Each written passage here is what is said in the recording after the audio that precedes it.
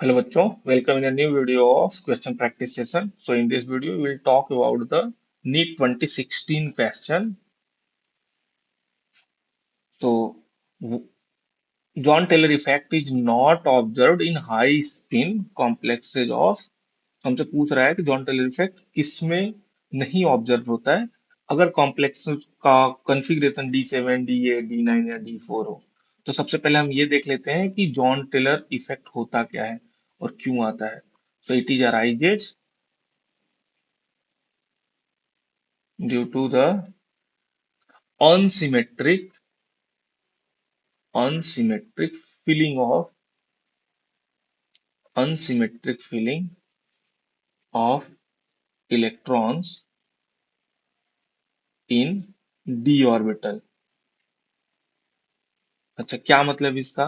तो देखो, मैं बता रहा हूं आपको। लेट सपोज कि आपका पहला D7 कॉन्फ़िगरेशन देख लेते हैं। D7 ऑक्टाहेड्रल केस लेंगे हम। अच्छा, हम क्यों ले रहे हैं ऑक्टाहेड्रल केस? कोई दूसरा क्यों नहीं ले रहे? तो ऑक्टाहेड्रल केस में ही जॉन टेलर इफेक्ट जेटीडी देखने को मिलता है ज्यादातर। ऐसा नहीं है कि टेट्राहेड्रल में नहीं मिलता, मिलता है। बट चूंकि ये हाई स्पिन कह रखा है तो हमें कोई परेशानी नहीं होगा, हम ऑक्टाहेड्रल का केस लें या टेट्राहेड्रल का केस लें। ठीक।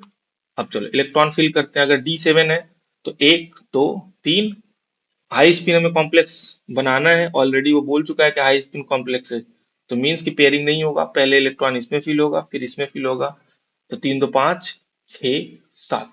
अब देखो, अगर आप यहाँ पे ध्यान से देखोगे तो इसमें दो इलेक्ट्रॉन है, इसमें दो। अब ये जो तीनों ऑर्बिटल थे, ये डीजेनरेट ऑर्बिटल थे। इनकी एनर्जी सेम थी और यहाँ इन दोनों की एनर्जी सेम थी। ये Eg ऑर्बिटल और ये T2g। बट जब इलेक्ट्रॉन फिल हुए तो इन तीनों में दो में तो दो दो इलेक्ट्रॉन फिल है, बट एक में केवल एक ही इलेक्ट्रॉन फिल है।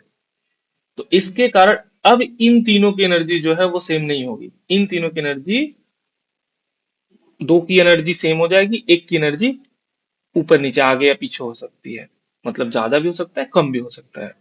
तो ये डिपेंड करता है कि जब इसके और हाई कॉम्प्लेक्स पढ़ोगे, मतलब हायर स्टडी में जाओगे, तो वहां पे आपको बताया जाता है कि कब ज्यादा होगा कब कम होगा।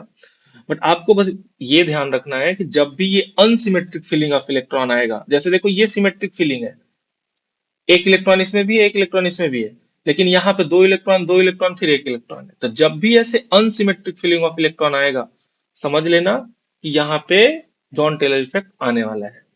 ठीक। कैसे इसको दूर किया जाता है? तो एक्चुअली ये जो है, ये स्प्लिट होता है अगेन, ऐसे एक में और फिर ऐसे दो में।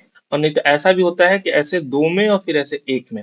ये डिपेंड करता है, जैसे यहाँ चार इलेक्ट्रॉन फिल करने हैं तो ऐसे कुछ ये ऐसे फिल होता है। अगर यहीं पे मान लो कि आपको तीन दो दो चार पांच, सॉरी पांच इलेक्ट्रॉन फिल करना था, अगर चार इलेक्ट्रॉन फिल करना होता तो कुछ ऐसे ही हो रहा होता। तो ऐसे। तो अब देखो, यहाँ भी ये एनर्जी एक एक है अकेला, एक ही इलेक्ट्रॉन है। यहाँ दो ऑर्बिटल, सॉरी दो, हाँ दो ऑर्बिटल है, बट ये दोनों में दो दो इलेक्ट्रॉन, मतलब कि इक्वल एनर्जी फील हो गया। सेम यहाँ पे भी ऐसे हो गया है, यहाँ भी एक एक है, यहाँ दो है। तो ऐसा कोई नहीं है कि जो उनकी एनर्जी है डी जनरेट ऑर्बिटल, तो उनके डी डी जनरेट है पर इलेक्ट्रॉन उनका इक्वल फील नहीं है।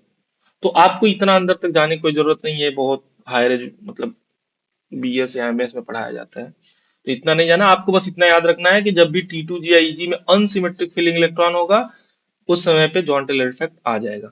तो पहला D7 है, यस उसमें आएगा। सेकेंड देखो, D2, D2 कॉन्फ़िगरेशन क्या होने वाला है?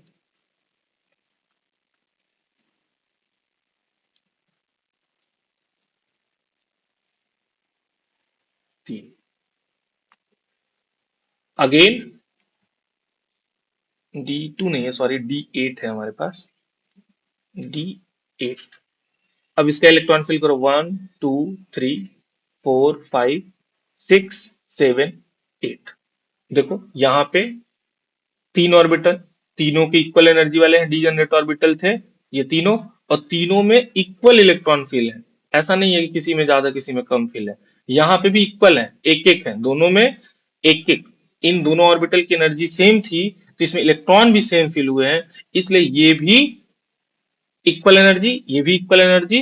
तो यहाँ पे कोई डीजेनरेट ऑर्बिट, सॉरी, यहाँ पे कोई भी जॉन टेलर इफेक्ट आपको नहीं दिखेगा। जॉन टेलर इफेक्ट के लिए अनसिमेट्रिक फिलिंग होना चाहिए था, ये सिमेट्रिक फिलिंग है। यहाँ भी ये सिमेट्रिक फिलिंग है और यहाँ भी ये सिमेट्रिक फिलिंग है। क्या है?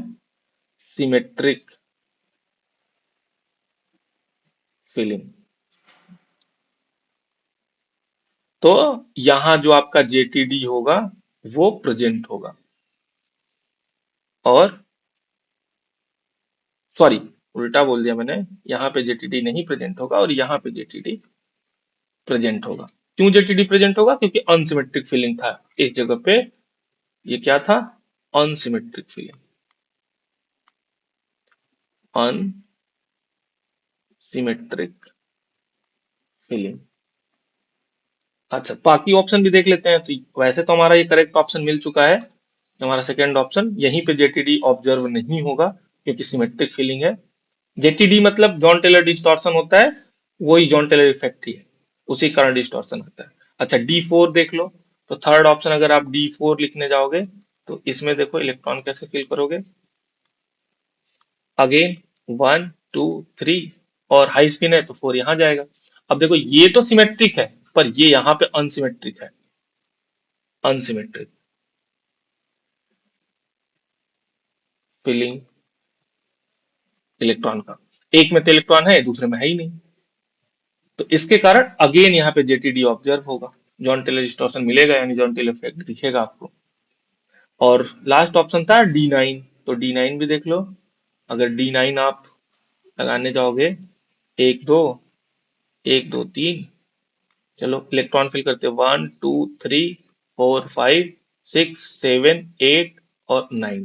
देखो ये तो सिमेट्रिक फिलिंग है, पर अगेन ये सिमेट्रिक फिलिंग नहीं है, अनसिमेट्रिक है। एक में 2 इलेक्ट्रॉन है, एक में 1 इलेक्ट्रॉन है। तो अगेन ये क्या है? Unsymmetric filling. और अनसिमेट्रिक फिलिंग जब भी आएगा वहां पे जेटीडी आपको दिखेगा। ठीक।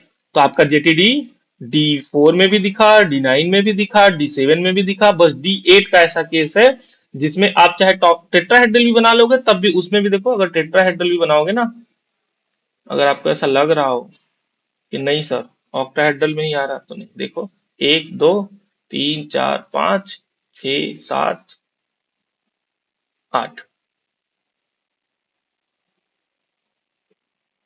मीन्स अगर हम टेट्राहेड्रल केस की यहाँ बात करेंगे, D8 केस, अगर ये टेट्राहेड्रल, तो यहाँ अनसिमेट्रिक फिलिंग आएगा। और फिर यहाँ पे हम कह सकते हैं कि जेटीडी हमें ऑब्जर्व होगा।